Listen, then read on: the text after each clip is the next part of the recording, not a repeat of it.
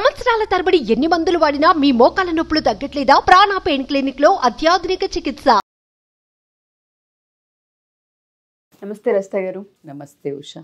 రీసెంట్గా ఒక వీడియో చూసామండి.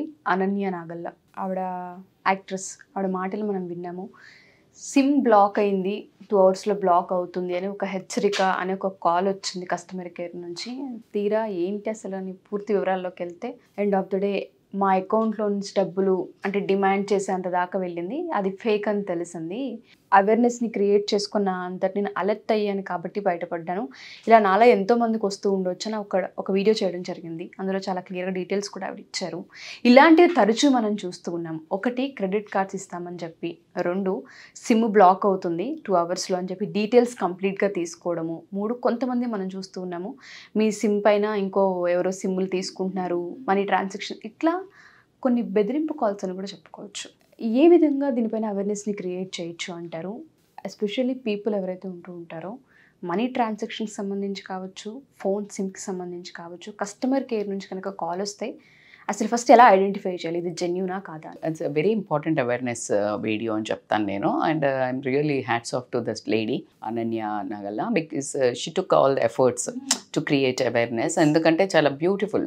మనము ఫస్ట్ ఆఫ్ ఆల్ మనము అండర్గో అయిన స్ట్రెస్ని తట్టుకొని అమ్మయ్య నేను బయటపడ్డాను అని నెమ్మదిగా మన రూమ్లో మనం కూర్చొని లేదా పక్కన ఒక నలుగురికి చెప్పుకోవడం అనేది అది సర్వసాధారణమైన విషయం. మన ఫ్యామిలీలో కూడా కొనదాకా కూడా చెప్పం. అలాంటిది ఆవిడ she took all the efforts to create an awareness. So దాన్ని మనం ఇంకా ముందుకు తీసుకెళ్ళడానికి ఈ చిన్న ప్రయత్నం చేయటం అనేది నాకు కూడా చాలా మంచిగా అనిపించింది as a responsible citizen. So దీంట్లో ఏంటి అంటే ఈజీ మనీకి అలవాటు పడ్డం వచ్చిన ప్రాబ్లమ్స్ ఇవన్నీ. అటువైపు నుంచి ఈజీ మనీకి అలవాటు పడ్డము ఎంత to create this kind of a scam అనుకుంటే, ఆ స్కామ్లో పడే వాళ్ళ ప్రాబ్లం ఏంటి అంటే భయం, ఎమోషన్స్ని హ్యాండిల్ చేయలేకపోవటం.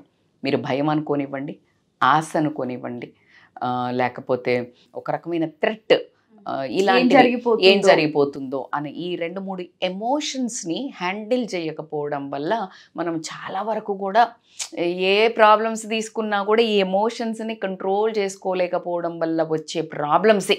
ఆశ ఎక్కువ ఉంది, చాలా ప్రాబ్లమ్స్లో పడతావు. బాధ ఎక్కువైంది, ఎవడో ఒకడిని నమ్ముతావు, వాళ్ళు ఇంకా నేను అమ్మాయినైతే వేరేలాగా ఎక్స్ప్లాయిట్ చేస్తారు, అబ్బాయినైతే ఇంకేదైనా డ్రగ్స్లో పెడతాడు, లేకపోతే ఎవడో చంపడానికి ఇలాగే కదా మనం సినిమాల్లో చూసేది. సో హ్యాండిలింగ్ ఎమోషన్స్ నీకు కాబట్టి వాళ్ళు వాటిని క్యాష్ చేస్తున్నారు.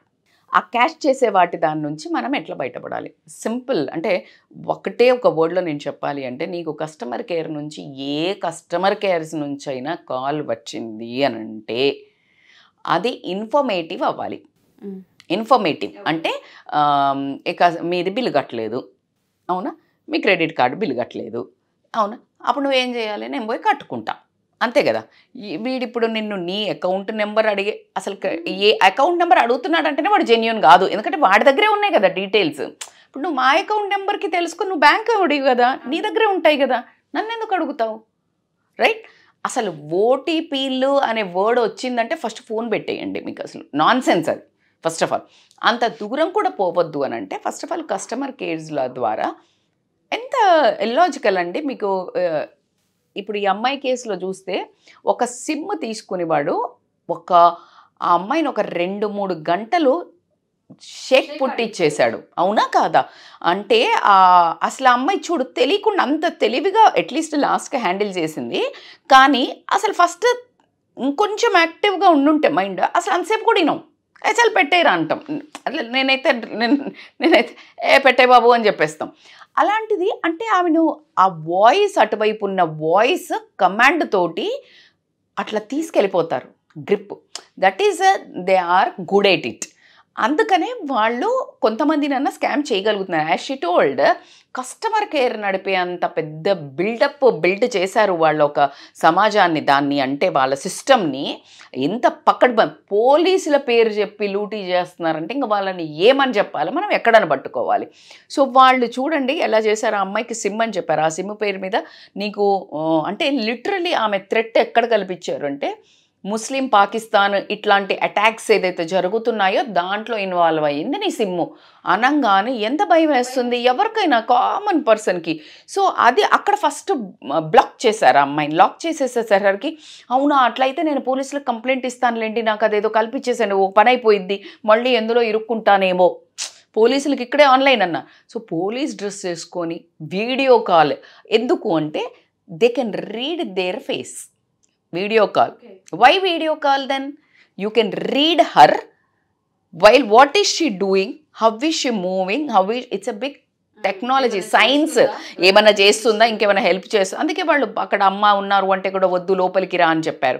ఎందుకంటే వీళ్ళు ఇట్లా మాట్లాడుతున్నప్పుడు బయట నుంచి విన్నారు అంటే వీళ్ళు గబగబా ఏంది అదంతా ఫేక్, ఒకడు ఉంటారు కదా ఇంట్లో కూడా. So that's how they are emotionally blocking you. So కాబట్టికి వాళ్ళు ఆ మాట చేశారు. ఆ తర్వాత వాళ్ళు ఎంత స్మార్ట్గా, ఆ అమ్మాయి ఎప్పుడైతే కొంచెం అనుమానం, ఎప్పుడు ఓటీపీ డబ్బులు అంటున్నారు అనే ఎప్పుడైతే డౌట్ వచ్చింది అని కొంచెం ఇంటెలిజెంట్గా బిహేవ్ చేస్తాం, కానీ దే స్టార్టెడ్ ఇంకా కొంచెం వాయిస్ రేజ్ చేసి ఇంకా కొంచెం థ్రెట్ క్రియేట్ చేయడానికి లక్కీగా. And on the whole she like good. ఏంటంటే ఆమె ఇంటెలిజెంట్గా బిహేవ్ చేసి మంచి వర్డ్ చెప్పింది. ఆ వర్డ్ మనం యూజ్ చేయొచ్చు. సరేలేండి నాకు ఈ ప్రాబ్లం వస్తుంది కదా, మీరు దూరం ఉన్నారు Mumbai police, that's what she is mentioning. English Hindi మాట్లాడుతున్నారంటే వాళ్ళు నార్త్ సైడ్ నుంచి ఏమో అని. బట్ ఏ భాష మాట్లాడినా కానీ ఫోన్ పెట్టేయండి, నేను డైరెక్ట్గా వెళ్ళి సైబర్కే పోలీసులకే కంప్లైంట్ చేస్తాను అని చెప్పడం ఒక ఉత్తమం. అంత దాకా కూడా వెళ్ళకుండా మిమ్మల్ని అసలు ఈ స్కామ్లలో మీరు అన్నట్టు క్రెడిట్ కార్డ్ అనుకోనివ్వండి, లేకపోతే ఈ బ్లాక్ చేస్తున్నామని అనుకోనివ్వండి, లేకపోతే మీరు ఈ కేసులో ఇరుక్కున్నారు ఆ కేసులో ఇరుక్కున్నారు అని అనుకోనివ్వండి, లేకపోతే మీరు ఈ డబ్బులు పెడితే ఇంకా కొంచెం డబ్బులు ఇస్తాము అని చెప్పారు అనుకోండి. అసలు ముక్కు మొఖం తెలియని వాడు మనకి ఎవడండి మీకు ఇంత డబ్బులు పెడితే ఇంత డబ్బులు ఇచ్చేవాడు? అసలు మన దగ్గర డబ్బులు తీసుకున్న ఇంట్రెస్ట్కి తీసుకున్న వాళ్ళు లేకపోతే ఇంట్రెస్ట్కి ఇచ్చిన వాళ్ళనే మనల్ని చావగొట్టి చెవులు మూసే రోజులు ఇవి. అలాంటిది ఎవడో ఒకరు మనకి పుణ్యానికి పైసలు ఇస్తున్నాడు అంటే నమ్మడం అనేది మన మూర్ఖత్వము, మన ఆశకు సరిహద్దులు లేకపోవటం. సో కాబట్టి వన్ థింగ్, పోయి సమస్యలు కొని తెచ్చుకోకండి. మీ యొక్క ఎమోషన్స్ని, మీ భయాలను ఫస్ట్ అసలు ఎదుటి మనిషి ఎప్పుడైతే మిమ్మల్ని భయం పెడుతున్నాడో and asking about the money, asking about the accounts, భయాన్ని క్రియేట్ చేసి అంటే అది బరాబర్గా ఖచ్చితంగా రాంగ్ కాల్ అనేది అలవాటు చేసుకోండి. ఏ కస్టమర్ కేర్ కానీ, ఏ ఇన్ఫర్మేటివ్ ఎయిర్టెల్ నెట్వర్క్స్ కానివ్వండి, లేకపోతే బ్యాంకు నుంచి మీరు అన్నట్టు ఎవరు కాల్ చేసినా మన ఓటీపీలు అడగరు. Simple logic. మనీని డిమాండ్ చెయ్యరు, ఇన్ఫర్మేషన్ ఆధార్ కార్డులు అడగరు. Because all these departments have our KYC documents. So వాళ్ళు ఆధార్ కార్డు అడుగుతున్నా, నీ బ్యాంకుది ముందుది పంపు, వెనుకది పంపు, పాన్ నెంబర్ పంపు, ఏం అడుగుతున్నా కూడా it's none of their business. Call చేసి కస్టమర్ కేర్ నుంచి అడుగుతున్నాడంటేనే జీరో కనెక్ట్. ఫస్ట్ ఫోన్ పెట్టేయండి, మీకు సంబంధం లేని విషయం అది. సో కాబట్టికి you need to be very smart enough. మన కష్టార్జితము, తెలివి తక్కువతనంతో, ఆశతోటి, మూర్ఖత్వంతో, భయంతో డబ్బులు పోగొట్టుకోవద్దు. మానసిక ప్రశాంతత కూడా పోగొట్టుకోవద్దు. అమ్మాయిలకు తెలియకుండా లేకపోతే పిక్చర్స్ కూడా, ఫొటోస్ కూడా ఏమైనా వీళ్ళు తీసుకోవటమో, లేకపోతే నీ ఫోటో ఉంది అని చెప్పి బ్లాక్మెయిల్ చేయటమో, ఇలాంటివి ఏం చేయకపోయినా భయపడకండి తల్లి. యాజ్ లాంగ్ యాజ్ మీరు పొరపాటున అలాంటిది కూడా లీక్ అయినా ఏమవుతుంది? ఏం కాదు. సైబర్కి పోయి మీరు ఒక్క ఫోటో ఇచ్చేసారంటే వాళ్ళని ఈజీగా ట్రాక్ చేసుకొని అది చేస్తారు.